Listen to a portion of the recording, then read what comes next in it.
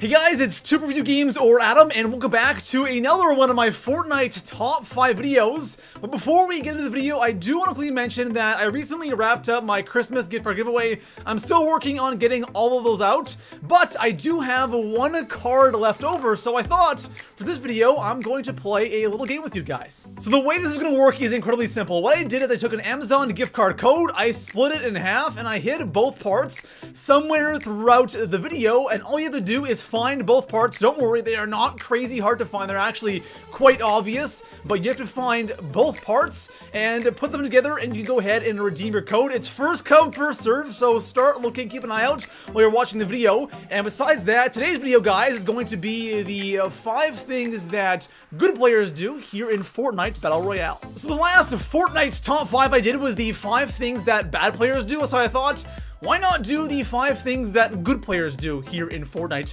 And if you guys implement everything that I mentioned on today's list, you will hands down get more wins, more kills, and become a much better player in Fortnite Battle Royale. And besides that, guys, if you could drop a like on today's video, that'd be amazing. Subscribe for more Fortnite top 5s. And besides that, guys, let's go ahead and start off today's list. So starting things off here in the number 5 spot, simply going for the kill. Now, I know that sounds really obvious. Of course, in Fortnite, the objective is to go for kills, to get kills, but when you really think about it, how often do you always go for the kill? Because when I look at my game, and I know a lot of people do this, is when they see somebody running away, they want to chase them down, they want to be certain that they'll get the kill, and who knows, maybe that person you let go or waited on had like 10 health or 20 health or 75 health, they had a scar or an RPG, and you let them go. So one thing that good players do a lot of is when they see somebody,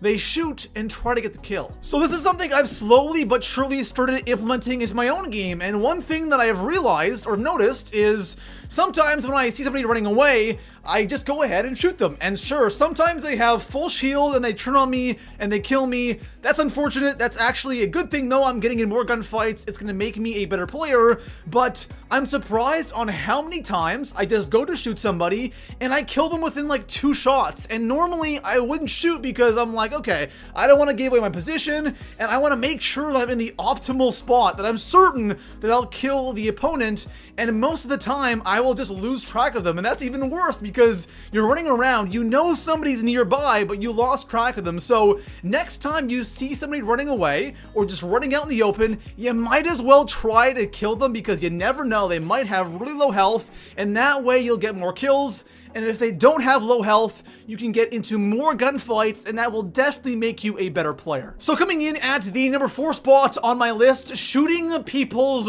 early builds. And what I mean by this is, say you encounter somebody, you start shooting at them, and as soon as they realize that they're getting hit, they're taking damage, they start building walls. And what you want to do is, as soon as they drop down that wall, you want to spam your shots at the wall, because that wall, when first placed down, has really low health, and it's really easy to drop that wall. And if that's all that's protecting your enemy from you and your bullets, then that wall is going to disappear quickly, and you can go ahead and get those final shots to kill your opponent. Now, of course, this really depends on your situation. If you don't have a lot of ammo, is it a good idea? Maybe not, but at the same time, maybe you kill your enemy and he has a lot of ammo, so it's a win. But if you do have a ton of ammo, always spam your shots when somebody starts building. And believe me, there are times where, you know, people are placing down wall after wall, you're destroying wall after wall, and there's just that split second where they don't have a wall up and you destroy the wall and you get that last hit on them and you get the kill. So this is something that is very, very important to do.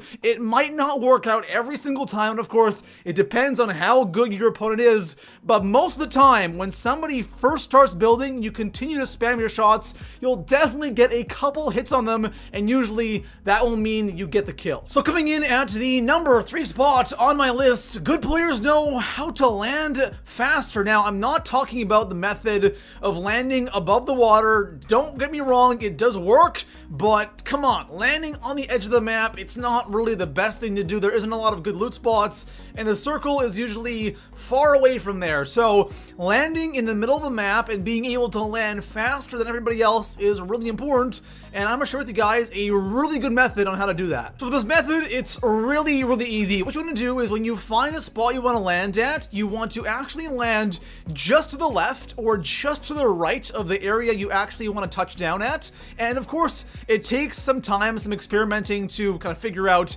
how far to the left or how far to the right you need to land for this to work out perfectly. So when you land just to the left or just to the right of the area you want to land at, and you get low enough that your glider or your umbrella deploys, then what you want to do is you want to tilt your character towards the area you want to land, and you'll be falling at an angle, and you will fall, I don't want to say significantly faster, I would say it's quite subtle, it's a little bit of a difference between normally landing, but it will give you just a little bit more of an advantage. You'll land a little bit quicker, and it will allow you to get those, early weapons and get those early kills while other people are just looting. You'll probably already have a gun, and you get some pretty easy early kills. So coming in at the number 2 spot on today's list, good players are incredible at building and building quickly. And I know, guys, this is something that's very obvious. You've probably heard it 10,000 times, but it's worth repeating because building is so important. I could not leave it off a list like this.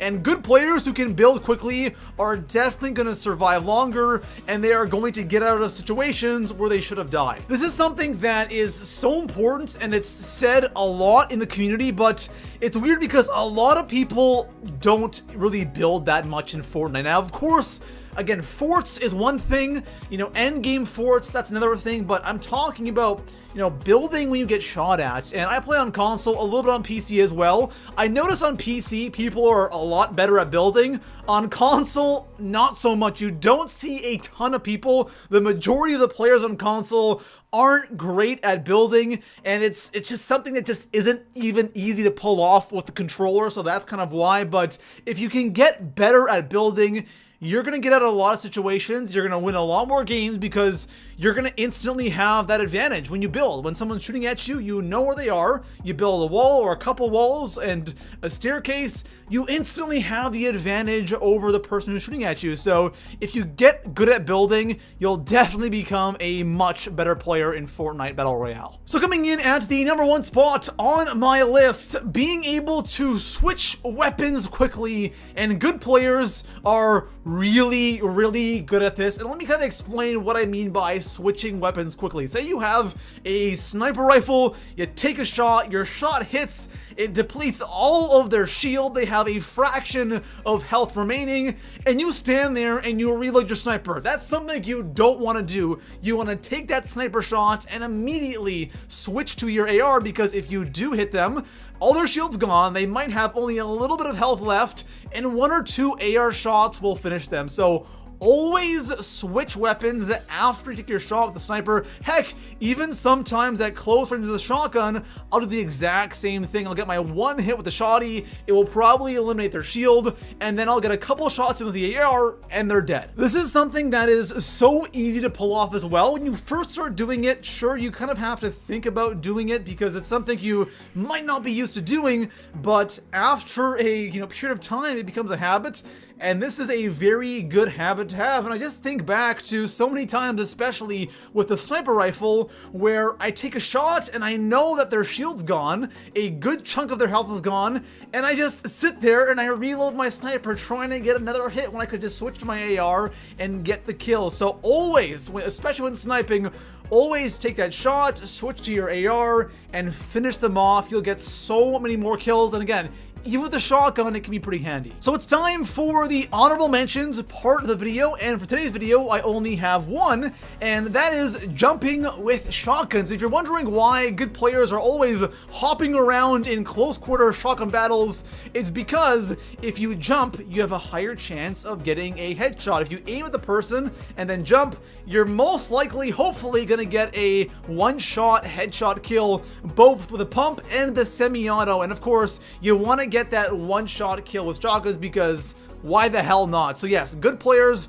are always jumping with shotguns, and so should you. So there you have it, guys. Those are 5 things that good players do here in Fortnite Battle Royale, and try to take as many of the things I talked about on today's list and implement them into your own game. And I'm doing the exact same thing. I've already noticed a significant difference, and if there's one thing that really jumps out at me that I talked about in today's video, it's just shooting at people. And it's when I normally would not shoot, now I'm shooting instead, and I'm getting way more kills because half the time when there's people running in the open and I decide, oh, I don't want to shoot, they have low health, and I always just get the kill, and it's so satisfying. But of course, sometimes you'll shoot at somebody, they have full health, and they might turn on you and kill you, but again, at the end of the day, it will make you a better player. But besides that, guys, if you enjoyed the video, drop a like, subscribe for more Fortnite top 5s, and I'll see you guys in the next one. Peace out.